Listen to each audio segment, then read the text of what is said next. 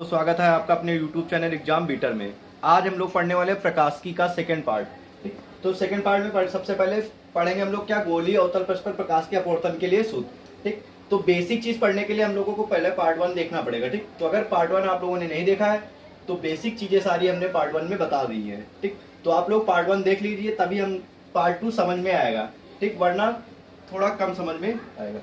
देखते हैं गोलीय अवतल पृष्ठ पर प्रकाश के अपवर्तन के लिए सूत्र। ठीक, किस पे निकालना है? गोलीय अवतल पृष्ठ। तो सबसे पहले हम लोग क्या करेंगे, एक अवतल पृष्ठ बना लेंगे। ठीक, ये हमने क्या किया, एक अवतल पृष्ठ बना लिया। ठीक ठीक, तो सबसे पहले मान लेंगे कि क्या किया, एक अवतल पृष्ठ करा, तो एक अवतल पृष्ठ बना लिया और इसका नाम कर देंगे एस पी कर लिया। एक अवतल दर्पण बना लिया। ठीक, यानी एक अवतल पृष्ठ बना लिया एस पी एच डैश। ठीक, इसका नाम रख दिया। अब क्या करेंगे, और इससे एक ध्रुव बना देंगे। ये इसकी क्या हो जाएगी, मुख्य हो जाएगी। मुख्य अक्ष पर बिंदु जो पी है वो क्या हो जाएगा, इसका ध्रुव हो जाएगा। ठीक, अब क्या करेंगे, उसके बाद ध्रुव पी और वक्रता केंद्र इसका जो हो जाएगा, क्या हो जाएगा, वक्रता केंद्र हमारा इसका हो जाएगा सी हो जाएगा। ठीक, तो क्या लिखेंगे, जो चित्र में बनाया वही लिखेंगे कि एस पी एच डैश क्या है, एक अवतल पृष्ठ है। ठीक, जिसका ध्रुव क्या है, पी, तथा वक्रता केंद्र क्या है, सी है। अब इसकी मुख्य अक्ष पर कोई बिंदु वस्तु क्या मान लेंगे, ओ। ठीक, इसकी मुख्य अक्ष पर हमने ये यहाँ पर ये मुख्य अक्ष था, इसकी मुख्य अक्ष पर हमने कोई बिंदु मान ली, क्या है, ओ। ठीक, अब इस बिंदु ओ से एक किरण चलती है ओ ए। ठीक, यहाँ से एक किरण हमने निकाली ओ ए। ठीक, तो मुख्य अक्ष के बिंदु वस्तु हमारी क्या थी, ओ थी। इसके मुख्य अक्ष हमारी क्या थी, ये ओपी थी। अब इससे बिंदु वस्तु ओ से चलने वाली प्रकाश की किरण क्या है, ओ ए जो है, अपवर्तन के पश्चात क्या हो जाएगी, अभिलंब की ओर झुक जाएगी। ठीक,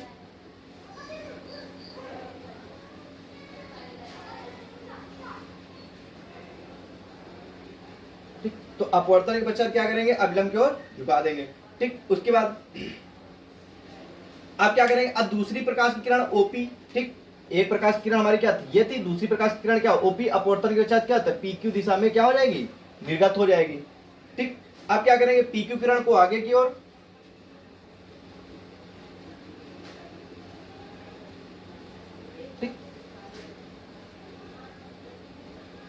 आप देखो यहां पर क्या करेंगे, जो हमारी पीक्यू किरण की, ठीक, पीक्यू किरण को क्या करेंगे, पीछे की ओर बढ़ाएंगे। और जो हमारी ये किरण ए बी किरण थी, इसको क्या करेंगे, पीछे की ओर बढ़ाएंगे। तो दोनों किरणों को हम लोग क्या करते हैं, जब पीछे की ओर बढ़ाएंगे, ठीक, तो पीछे बढ़ाएंगे तो ये बिंदु क्या होंगी, एक बिंदु पर मिल जाएंगी।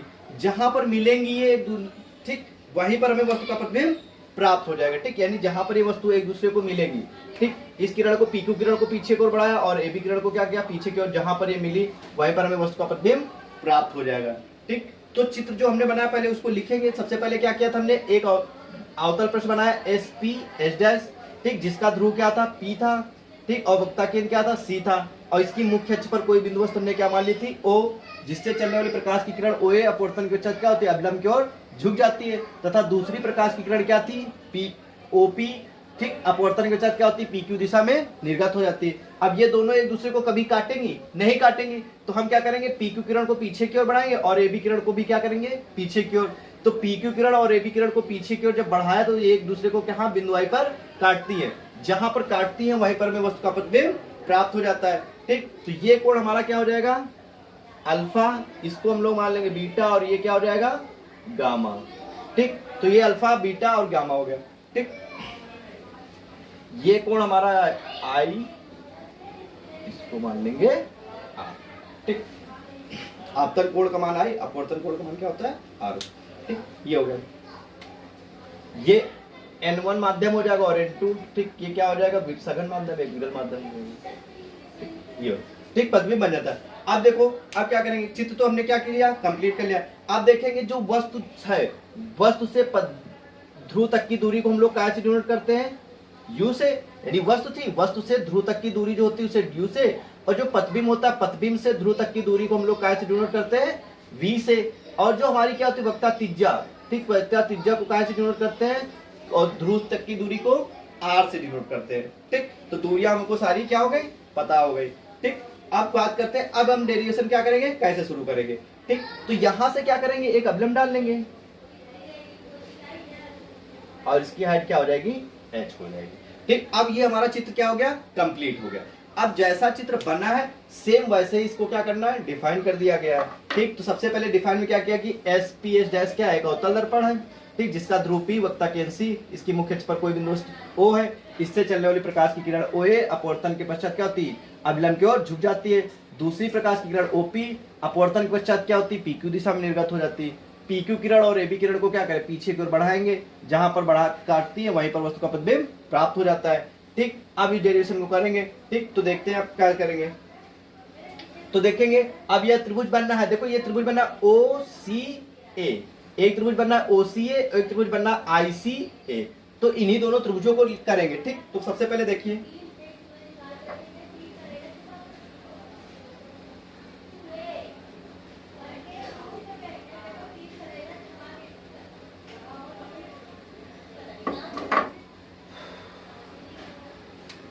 आप क्या करें, सबसे पहले त्रिभुज OCA ले लेंगे।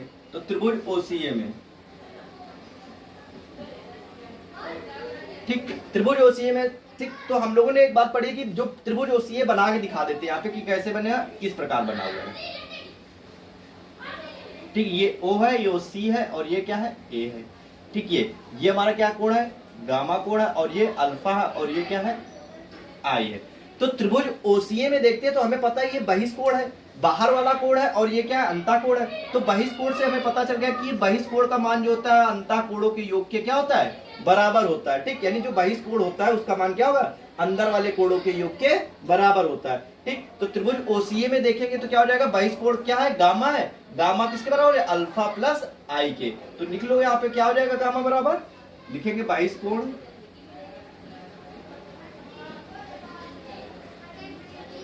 बहिष कोण हमारा क्या है, गामा। तो गामा बराबर किसके आ जाएगा, अल्फा प्लस आई के।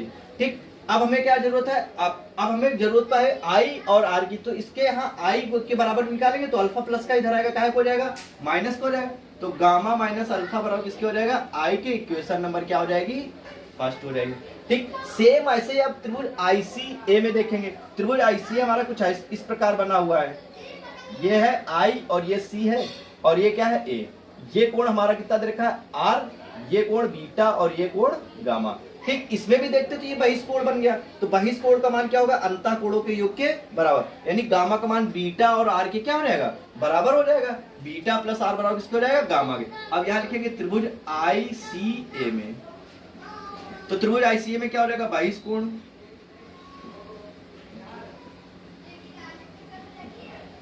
ठीक, त्रिभुज ICA में क्या हो जाएगा, बहिष कोण जो हो जाएगा हमारा किसके बराबर हो जाएगा, गामा बराबर किसके हो जाएगा, बीटा प्लस आर के। अब वैल्यू कहाँ की निकालेंगे, आर की। तो बीटा प्लस का इधर आएगा माइनस का, तो गामा माइनस बीटा बराबर किसके हो जाएगा, आर की। Equation number second. ठीक, तो सबसे पहले हम लोगों ने क्या किया, त्रिभुज OCA लिया। तो त्रिभुज OCA में देखा क्या है, अल्फा है और ये क्या है, आई और ये गामा। तो गामा बहिष कोण था, बहिष कोण का मान अंतः कोणों के योग के बराबर हो गया। तो आई की वैल्यू यहाँ से निकाल लिया। फिर त्रिभुज ICA में देखा तो बीटा आर और क्या था, गामा था। तो गामा बहिष कोण था, तो बीटा प्लस आर के क्या हो जाएगा, बराबर हो जाएगा। तो बहिष कोण क्या हो जाएगा, गामा बराबर बीटा प्लस आर के। तो गामा, अब यहाँ से आर की वैल्यू निकालेंगे तो बीटा प्लस का इधर आएगा माइनस का, तो गामा माइनस बीटा बराबर किसके हो जाएगा, आर के। अब त्रिभुज, अब दो क्या गया, आई और आर की वैल्यू निकाल लिया। आई और आर किसमें होते हैं, स्नेल का नियम पढ़ा होगा, क्या होता है, sine I upon sine R. ठीक, तो यहाँ लिखेंगे स्नेल का नियम।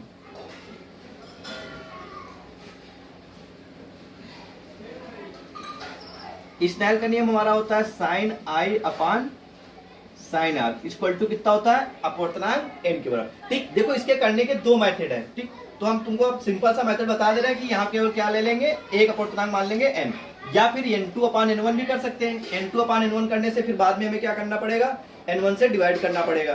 ठीक, तो बात वही आएगी। ठीक, तो यहाँ से सिंपल हो जाएगा, इसलिए हमने क्या किया, स्नेल का नियम ले लिया, sine I upon sine R बराबर n के।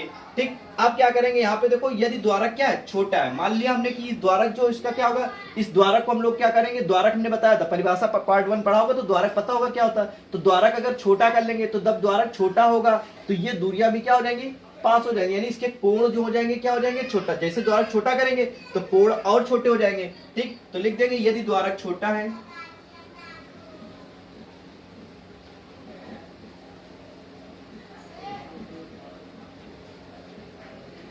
यदि द्वारक छोटा है ठीक, अगर द्वारक छोटा होगा तो इसके कोण भी क्या हो जाएंगे, छोटे हो जाएंगे। जब कोण छोटे होंगे तो इसका मतलब हम लोग ले लेंगे कि साइन आई जो हो जाएगा किसके बराबर हो जाएगा, आई के, और साइन आर बराबर किसके हो जाएगा, आर के। ठीक, मान लिया कि अगर द्वारक छोटा है तो इसके एंगल भी क्या होंगे, छोटे होंगे, तो साइन आई किसके बराबर मान लेंगे, आई के, और साइन आर किसको मान लेंगे, आर के बराबर। तो वैल्यू रख दे, साइन आई के स्थान कितना रखेंगे, आई, तो आई बटे में कितना, साइन आर के स्थान पे आर, तो आई अपान आर बराबर किसको हो जाएगा, एन के। अब हमें पता है आई का मान हम लोगों ने निकाल लिया था, आर का भी मान निकाल लिया था, तो आई और आर के मान रख देंगे। तो आई के स्थान कितना रखेंगे, गामा माइनस अल्फा, तो गामा माइनस अल्फा बटे आर की वैल्यू कितनी निकाली थी, गामा माइनस बीटा बराबर एन। ये भाग में इधर आएगा गुणे में, तो गामा माइनस अल्फा जो हो जाएगा किसके हो जाएगा, एन गामा माइनस बीटा के। अब इनसे गुणा कर देंगे तो क्या आ जाएगा, गामा माइनस अल्फा बराबर किसका हो जाएगा, N gamma minus N beta. Okay, आप क्या करेंगे, गामा गामा एक तरफ कर लेंगे, अल्फा बीटा एक तरफ कर लेंगे, तो गामा वाला इधर लिया तो गामा माइनस एन गामा। ठीक, इसको इधर भेज देंगे तो इसको इधर लिएंगे, तो एन बीटा इधर आएगा तो कितना हो जाएगा, एन बीटा माइनस अल्फा बराबर, ये गामा उधर जाएगा तो कितना हो जाएगा, माइनस का हो जाएगा, ये हो जाएगा। तो यहाँ कितना आ जाएगा, एन बीटा माइनस अल्फा बराबर, गामा कॉमन कर लेंगे तो यहाँ आ जाएगा N minus one. Equation number इसको हम लोग मान लेंगे थर्ड। ठीक, इतनी बात समझ में आई कि यहाँ पे हमने क्या किया, द्वारक छोटा ले लिया तो साइन आई जो हो गया आई के बराबर, और साइन आर आर के, तो वैल्यू रख दिया आई और आई अपान आर बराबर है, आई का मान इतना निकाला था रख दिया, आर का मान ये था तो रख दिया। अब क्या करेंगे, इसको इधर गुणे में भेज देंगे। ठीक, उसके बाद सॉल्व कर लेंगे, फिर गामा को एक तरफ कर लेंगे, अल्फा बीटा एक तरफ। ये हमारा क्या हो गया, समीकरण नंबर 3। ठीक, अब क्या करेंगे, अब तो हमें, अब देखो अगर मान लो फिर से द्वारक, मान लो द्वारक छोटा है तो अल्फा बीटा गामा भी तो छोटे होंगे, साइन आई और साइन आर तो छोटे होंगे, लेकिन अल्फा बीटा गामा के मान भी क्या हो जाएंगे, छोटे हो जाएंगे। ठीक, तो यहाँ पे आगे कितना, एन बीटा माइनस अल्फा बराबर किसका है, गामा एन माइनस वन के। ठीक, इक्वेशन नंबर हमने इसको क्या मान लिया था, थर्ड। अब ये द्वारक छोटा है, ठीक, अगर द्वारक छोटा है तो हमने बताया था एक बार क्या चीज,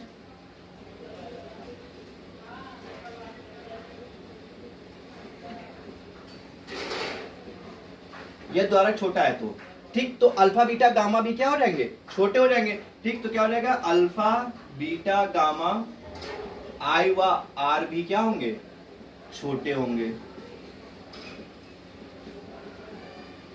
ठीक, यानी यदि द्वारक छोटा है तो अल्फा बीटा गामा, अगर द्वारक छोटा कर देंगे तो द्वारक को छोटा करेंगे तो देखो अल्फा भी क्या हो जाएगा, छोटा हो जाएगा, बीटा भी छोटा, गामा भी क्या हो जाएगा, छोटे, आई और आर तो छोटे हो जाएंगे ऑटोमेटिक। ठीक, तो alpha beta gamma I R सभी क्या हो जाएंगे, छोटे हो जाएंगे। तो इसका मतलब जब छोटे होंगे तो अल्फा को हम लोग क्या मान सकते हैं, टैन अल्फा।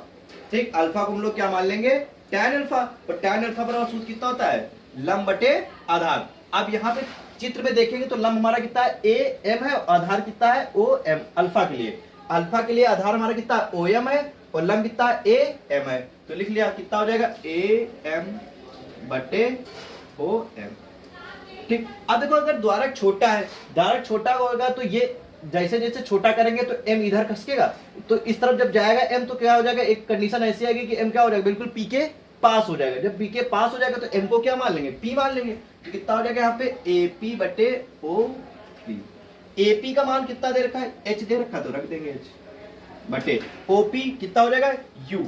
ठीक, u लिख लेंगे। अब हमें पता है कि अवतल दर्पण, जो अवतल है, अवतल पृष्ठ था, तो इसके कारण इस तरफ की जितनी भी वैल्यू होंगी क्या हो जाएंगी, माइनस में होंगी, और इसके इस तरफ पीछे, पृष्ठ के पीछे जो वैल्यू होती है वो क्या है, की होती है प्लस की। तो इस तरफ की वैल्यू सारी क्या है, हो जाएंगी माइनस, यानी पृष्ठ के इस तरफ, पृष्ठ के इस तरफ वैल्यू माइनस की और पृष्ठ के इस तरफ की वैल्यू प्लस की। तो यू का है हो जाएगा, यहाँ पे माइनस को हो जाएगा। ठीक, आप क्या निकालेंगे, अल्फा का मान तो निकाले, अब बीटा निकालेंगे, तो बीटा बराबर कितना आ जाएगा यहाँ पे, टैन बीटा। टैन बीटा बराबर भी कितना हो जाएगा, लंब, लंब हमारा कितना है, एम बटे आधार। अब बीटा के लिए आधार कितना हो जाएगा, आई एम, तो लिख लेंगे आई एम बराबर ए एम की वैल्यू कितनी दे रखी है, ए एम, एम को बिल्कुल पास लाएंगे तो ए एम जो हमारा क्या हो जाएगा, एपी बन जाएगा, और आई एम क्या बन जाएगा, आई पी। ए एम की वैल्यू तो एच है, और आई पी की वैल्यू कितनी दे रखी है, वी, वी हो जाएगी, और इस तरफ होने के कारण क्या हो जाएगा, माइनस। फिर गामा, गामा बराबर कितना हो जाएगा, टैन गामा। टैन गामा की वैल्यू भी कितना, लंब, लंब हमारा एम, आधार कितना है, गामा के लिए आधार सी एम, तो सी एम, ए एम को लिख सकते हैं एपी, सी एम को लिख सकते हैं सीपी। ए एम की वैल्यू कितनी दे रखी, एच बटे सीपी की वैल्यू कितनी देर की आर, यानी आर, और काहे की हो जाएगी माइनस की, क्योंकि इस तरफ है। अल्फा बीटा गामा के मान आ गए। अब अल्फा बीटा गामा के मान क्या करेंगे, इस इक्वेशन में रख देंगे। ठीक, तो अल्फा बीटा गामा के मान समीकरण 3 में रखने पे,